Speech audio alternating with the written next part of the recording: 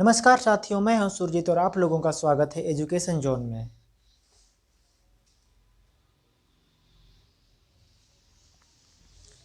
नमस्कार साथियों, मैं हूं सुरजीत और आप लोगों का स्वागत है एजुकेशन में। नमस्कार साथियों, मैं हूं सुरजीत और आप लोगों का स्वागत है एजुकेशन जोन में।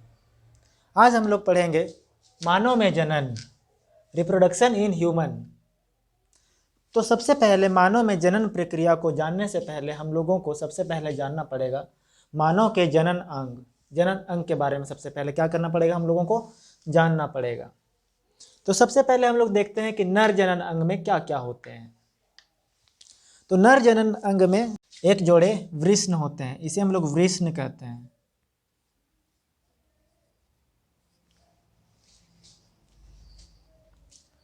इसे हम लोग शिश्न कहते हैं।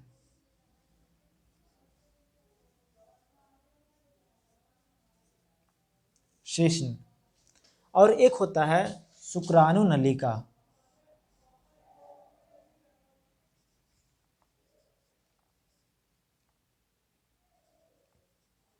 शुक्राणु नलिका,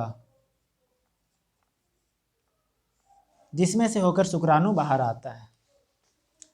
तो ये नर जनन अंग में हम लोग क्या क्या देखें, वृषण होता है, शिश्न होता है और शुक्राणु नलिका होता है। ठीक है। अब हम लोग देखते हैं मादा जनन अंग में क्या क्या होता है। मादा जनन अंग में होता है, इसे हम लोग कहते हैं अंडाशय।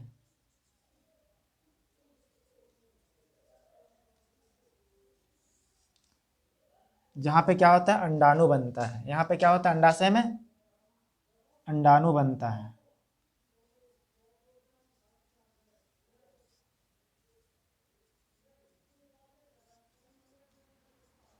और यहाँ पे वृषण में क्या होता है, शुक्राणु बनता है।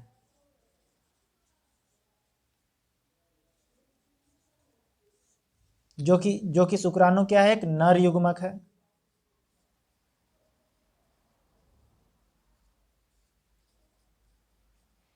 और ये जो अंडाणु क्या है, मादा युग्मक।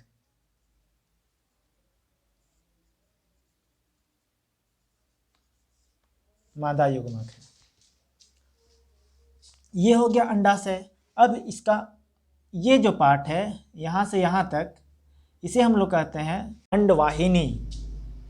और ये जो बीच का जो पार्ट है यहां से यहां तक, इसे हम लोग कहते हैं गर्भाशय। गर्भाशय, जहां पे क्या होता है, एक शिशु का क्या होता है, विकास होता है। गर्भाशय में ही क्या होता है, एक शिशु का विकास होता है यहीं पे। तो आप लोगों ने देख लिया नर जनन अंग और मादा जनन अंग का डायग्राम आप लोग देख लिए।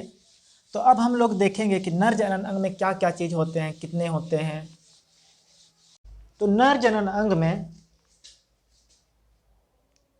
सबसे पहले एक शिश्न होता है, इसे अंग्रेजी में पेनिस कहते हैं। क्या होता है, एक शिश्न होता है। दूसरा, एक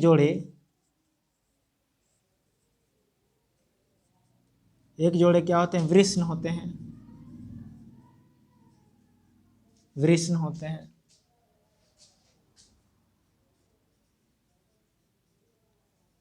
टेस्टिस। और वृषण में क्या होता है, वृषण में ही नर युग्मक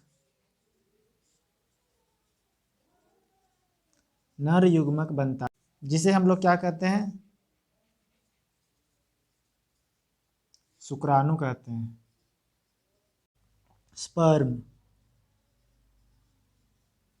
जिसे हम लोग क्या कहते हैं, स्पर्म यानी शुक्राणु कहते हैं। और इसमें क्या होते हैं, दो शुक्राणु नलिका होते हैं। कितने होते हैं शुक्राणु नलिका, दो होते हैं। जहां से होके क्या होता है, शुक्राणु शरीर के बाहर आता है। अब ये जो वृषण है, एक बार में लाखों की संख्या में क्या करता है, लाखों में शुक्राणु बनाता है। शुक्राणु का निर्माण करता है।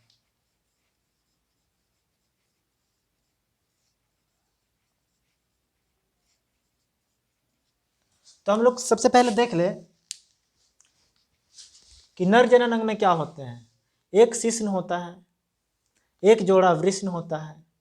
शिश्न में नर युग्मक बनता है जिसे हम लोग क्या कहते हैं, शुक्राणु कहते हैं। ये याद रखिए ये सब चीज को, क्योंकि बाद में हम लोगों को ये सब चीज काम आएगा अभी। फिर 2 शुक्राणु नलिका होते हैं, जहां से होके क्या होते हैं, जो शुक्राणु होते हैं शरीर के बाहर आते हैं। वृषण एक बार में कितने शुक्राणु बनाते हैं, लाखों की संख्या में शुक्राणु बनाते हैं। अब देख लेते हैं जो शुक्राणु होता है दिखता कैसा है।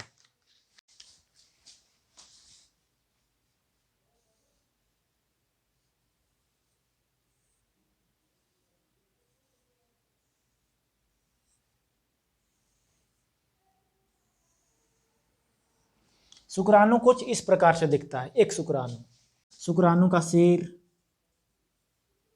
मध्य भाग और एक पूंछ होता है। क्या होता है, पूंछ होता है। ये पूंछ होता क्यों है, ये पूंछ इसलिए होता है ताकि वो इसे आगे जाने में क्या करता है, मदद करता है, इसीलिए ये पूंछ होता है। और ये बीच भाग में क्या होता है, यहाँ पे माइटोकॉन्ड्रिया होते हैं जो कि इसको क्या करते हैं, एनर्जी प्रदान करते हैं, ताकत प्रदान करते हैं। अब हम लोग देख लेते हैं कि मादा भाग में क्या क्या थे। मादा जनन अंग में सबसे पहले हम लोगों ने देखा था कितने अंडाशय होते हैं, 2 अंडाशय होते हैं। मतलब एक जोड़े क्या होते हैं, अंडाशय होते हैं, और एक जोड़े अंडवाहिनी होते हैं, और एक गर्भाशय होता है। गर्भाशय कितने होते हैं, 1 होते हैं। अब ये जो अंडाशय होता है, अंडाशय में क्या होता है, अंडाशय में अंडाणु का निर्माण होता है। अंडाणु मतलब ओवम, ओवम का निर्माण होता है। अंडाशय को अंग्रेजी में हम लोग ओवेरी कहते हैं, इसको कहते हैं फेलोपियन ट्यूब, और गर्भाशय को यूट्रस। तो अंडाशय में क्या होते हैं, अंडाणु बनते हैं।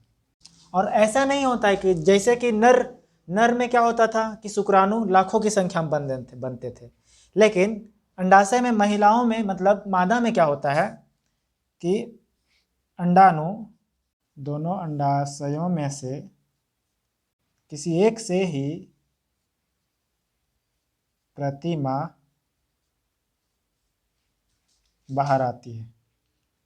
मतलब हम लोग कह सकते हैं कि जो अंडाणु होते हैं मादा में, वो 1 महीना में सिर्फ एक बनता है या फिर एक बाहर आता है, ठीक है। और ये बाहर किसके थ्रू आता है, हम लोग देखे थे कि अंडवाहिनी में आता है। मादा जनन अंग में क्या क्या होता है, 2 अंडाशय होते हैं, एक जोड़े अंडवाहिनी होते हैं, एक गर्भाशय होता है, जहाँ पे क्या होता है, शिशु का विकास होता है। अगर ये वीडियो आप लोगों के लिए इंफॉर्मेटिव हो, वीडियो अच्छा लगे तो लाइक, शेयर एंड सब्सक्राइब जरूर करिएगा। धन्यवाद, आपका दिन शुभ हो।